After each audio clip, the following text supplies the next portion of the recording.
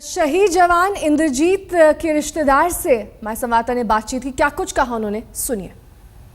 CRPF के deputy commander Indrajit Singh शहीद हो गए औरंगाबाद में बम डिफ्यूज करते हुए। हमारे साथ उनके रिश्तेदार हैं। ये बताइए, जिस तरीके से वो बोल रहे हैं कि उनका इलाज नहीं हुआ और उसकी वजह से डेथ हुई, क्या कहेंगे आप इस लापरवाही में?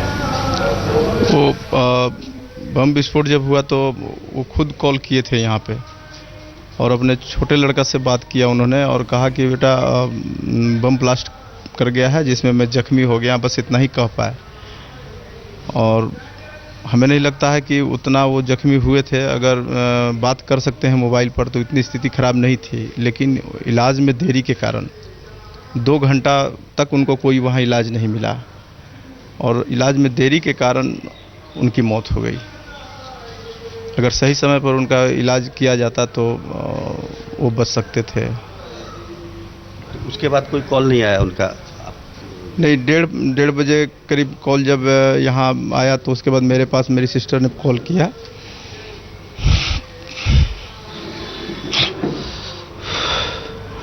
उसके बाद मैं गाड़ी से औरंगाबाद के लिए निकल गया। रास्ते में मुझे पता चला कि वो औरंगाबाद से रांची ले जा रहे हैं। फिर मैं गाड़ी घुमाकर रांची निकला। बिहार शरीफ जाते जाते मुझे पता चला कि अब वो नहीं रहे। फिर मैं बिहार शरीफ से रिटर्न हो गया। कितने बजे की? ये 4:30-5 बजे की बात है। जब मैं बिहार शरीफ के नज़दीक पहुंच गया था तब हमारे एक उनके गांव के ही नीलकंठोला के सीआरपी में है सुजीत जी, वो भी उनके साथ थे। उन्हीं का कॉल आया कि भैया आप मत आइए, आने से कोई फ़ायदा नहीं है। भैया नहीं रहे और हम लोग अब उनको लेके पटना आ रहे हैं। फिर मैं बिहार शरीफ से रिटर्न हो गया। वो कह रहे थे कि अब प्रधानमंत्री, राष्ट्रपति सबसे गुहार लगाई उन्होंने, उनके छोटे छोटे बच्चे। देखिए, वो 10 वर्षों तक एसबीजी में थे। वो IK Gujral, HD Devegowda, BP Singh, Chandrashekhar Singh, यहाँ तक कि सोनिया गांधी के भी बॉडीगार्ड थे।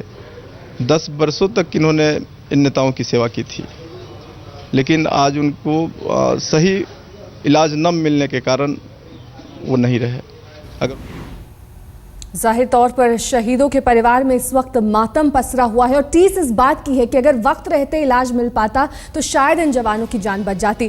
कई सवाल इस वक्त मुंह बाए खड़े हैं। घायल जवानों को अस्पताल ले जाने में आखिरकार देर क्यों हुई? अगर देरी ना हुई होती तो शायद इन जवानों की जान बचाई जा सकती थी। मौके पर ही प्राथमिक उपचार यानी कि फर्स्ट एड अगर मिल पाता तो शायद स्थिति बेहतर होती। अस्पताल में घंटों तक जख्मी जवानों का इलाज नहीं किया गया।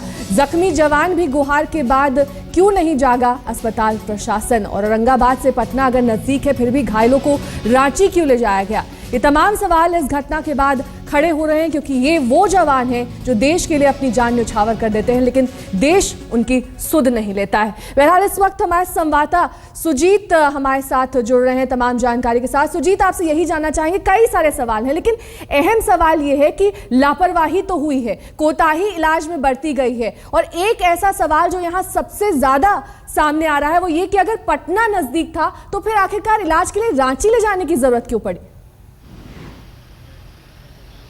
देखिए, लापरवाही की इंतहा है ये। और जिस तरीके से जवान बता रहा है दिलीप, जिस तरह से कि हम इतने घंटे से पड़े हुए, हमको डॉक्टर देखने तक नहीं आया। निश्चित रूप से जो इंद्रजीत सिंह डिप्टी कमांडेंट हैं थे, उन्होंने 1:30 बजे फ़ोन किया अपने घर पे और उन्होंने कहा कि ऐसे ऐसे बम ब्लास्ट हो गया है, मैं घायल हो गया हूँ। निश्चित तौर पर उस समय उनकी स्थिति इतनी ख़राब नहीं रही होगी।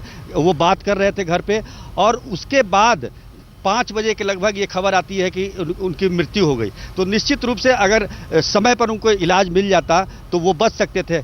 औरंगाबाद हॉस्पिटल में उन्हें बेहतर इलाज नहीं मिला। हालांकि रांची भेजने और पटना भेजने की बात, दोनों की दूरी करीब करीब समान है और कुछ पटना भी कुछ घायलों को लाया गया था, कुछ को रांची भेजा गया था ताकि इमीडिएट उनको इलाज मिल सके। लेकिन जो प्राथमिक उपचार होना चाहिए, जो व्यवस्था होनी चाहिए, जो डॉक्टरों की देखभाल होनी चाहिए, और उसमें लापरवाही हुई है निश्चित रूप से। और ये तमाम लोग कह रहे हैं, तमाम आरोप लग रहे हैं इस तरीके के। सरकार यहाँ पे बोलती है कि हमने स्वास्थ्य व्यवस्था इतनी अच्छी कर दी है, बावजूद इसके कि आप देखिए कि जवानों के साथ किस तरह का व्यवहार हो रहा है। और अभी लालू यादव ने भी इसकी घोर निंदा की है और उन्होंने कहा है कि ये घोर लापरवाही का मामला है। तो लापरवाही तो है, लेकिन ये आखिर जिम्मेदारी कौन तय करेगा, किसको, कौन जिम्मेदार है इसके लिए?